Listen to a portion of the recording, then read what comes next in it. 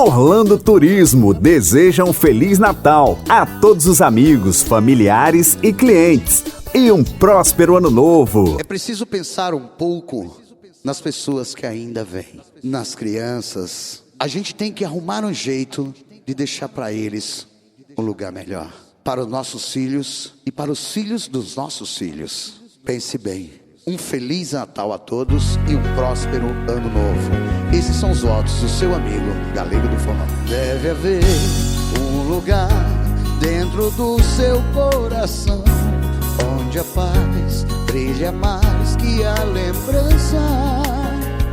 Se a luz que ela traz já nem se consegue mais encontrar o caminho da esperança, sinta, chega o tempo de enxugar o pranto dos homens, se fazendo irmãos e estendendo as mãos. Só o amor muda o que já se fez, e a força da paz junta a todos outra vez.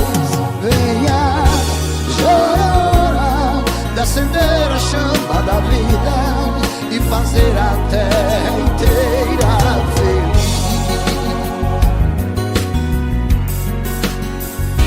Se você for capaz de soltar a sua voz pelo ar como prece de criança, deve então começar. Outros vão te acompanhar e cantar com a harmonia e a esperança. Deixe que esse pranto lave o pranto do mundo, para trazer perdão e dividir o pão. Só o amor muda o que já se fez,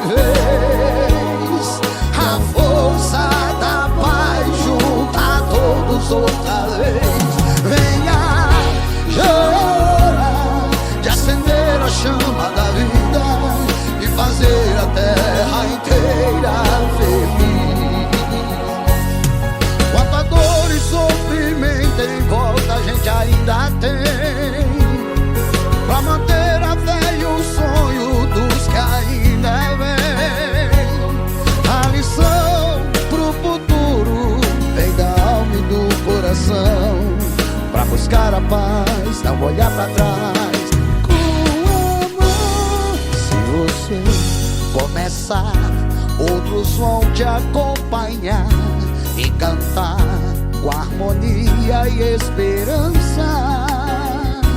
Deixe que esse canto lave o pranto do mundo, pra trazer perdão e dividir o pão. Só o amor muda o que já se fez, a força da paz junta a todos outra vez.